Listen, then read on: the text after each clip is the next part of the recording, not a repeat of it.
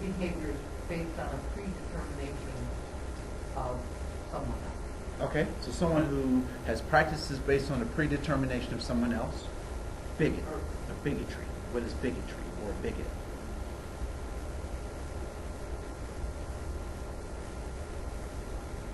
I was going to say that an individual who doesn't matter who the individual is, if they're not them or a part of their race, then there's something negative about every other. Okay, I think so on that. so a group of people who, if you're not a part of their group, you're a part of the other. Okay. All right. Let's talk about prejudice. What is prejudice? It's exactly the same. Then why isn't it the same word? They're different words for a reason. Well, you're prejudging, but not necessarily Yeah, I think following through with some sort of action maybe or something, but in your mind, you're still prejudging them.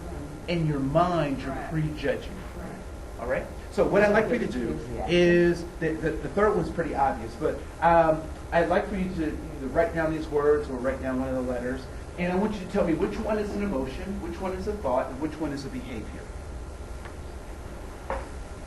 In whatever combination you think is appropriate. Which one? Bigotry is an emotion, a thought, or behavior. Is prejudice an emotion, thought, or behavior? Is discrimination an emotion, a thought, or a behavior?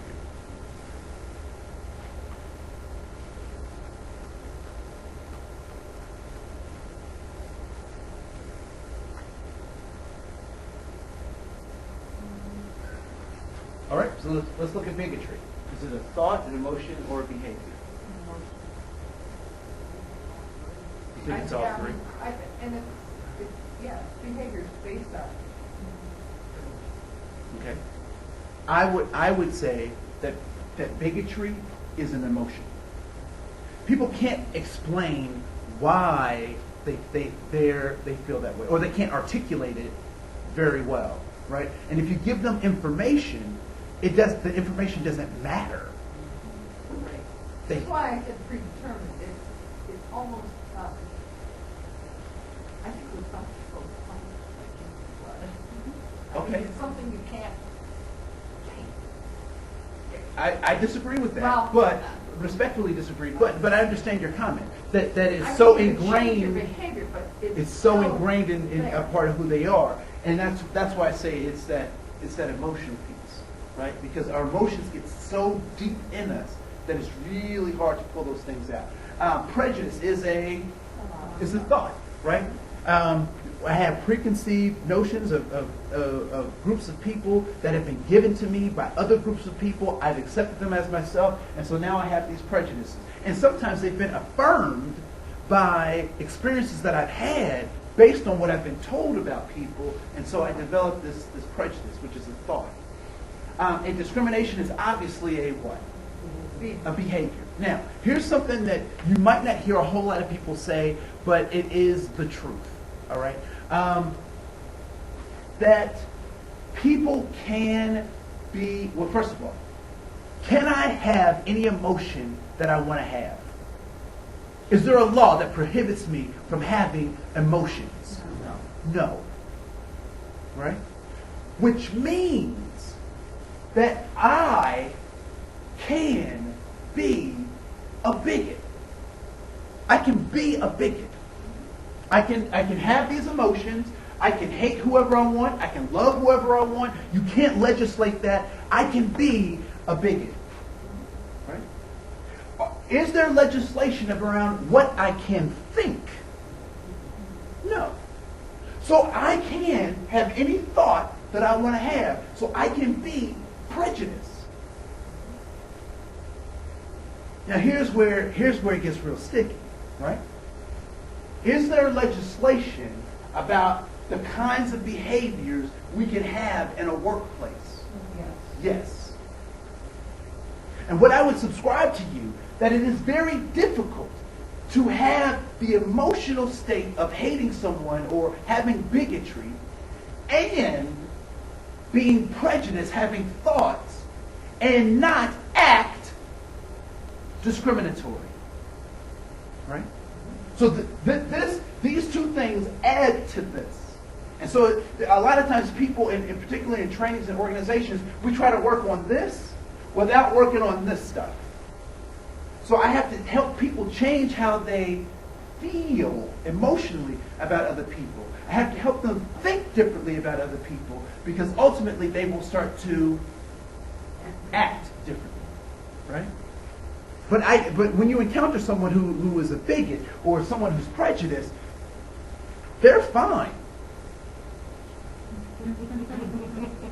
Right? I mean, they have the right to do that. However, when do they need to start changing their behavior? When they start acting on it, right? And not only when they start acting on it, but if those actions aren't getting them to their what? To their goal, right? So that's when that stuff needs to happen. All right. So discrimination and harassment of protected classes. I'm sure you've gone through all that kind of stuff before, but I wanted to bring that back to our light, because a lot of times in diversity trainings, the trainers don't realize what power they have in the work that they do. What gives us the power to have this conversation? Starts with an L and ends in all. The law gives us the ability to do this, right? And particularly the 1964 what? Civil Rights Act, right? Gives us the ability to start having these conversations. And there have been updates like the 91 IIIa update and so forth and so on. But all of our work is built on the back of our laws, all right? We'll skip that because you're beyond that. So how do we measure if a micro inequity has occurred? And this is the measure that I would like to use. Has the person have they received dignity and honor for being human in that interaction? Whatever that interaction was, right? So has that person been given that? If the answer is no, then a micro inequity has occurred. What is dignity? What's dignity? It's respect, okay? Being proud of doing something or not doing something, okay? Dignity. Is dignity something that you have or something you give?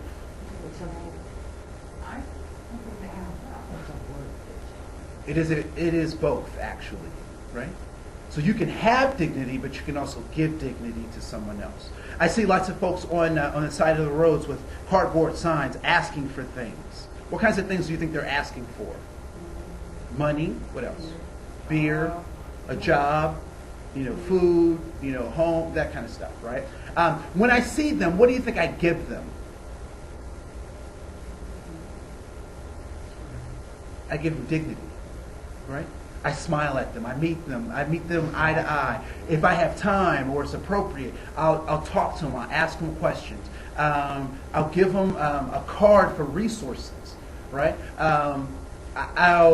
I'll connect with them human to human, because what I want them to know is that there are people who actually see you. You are valuable to our human family. So I will engage. You're worthy enough for me to engage wherever your point is, right? So I give them dignity. Because if we don't give people dignity, they try to take it from us. And so one of the things, and I'm sure you've experienced this, at a stoplight, and there's a group of teenagers trying to cross the street. Have you ever noticed how slowly they walk across the street? Right? And then they try to make eyeball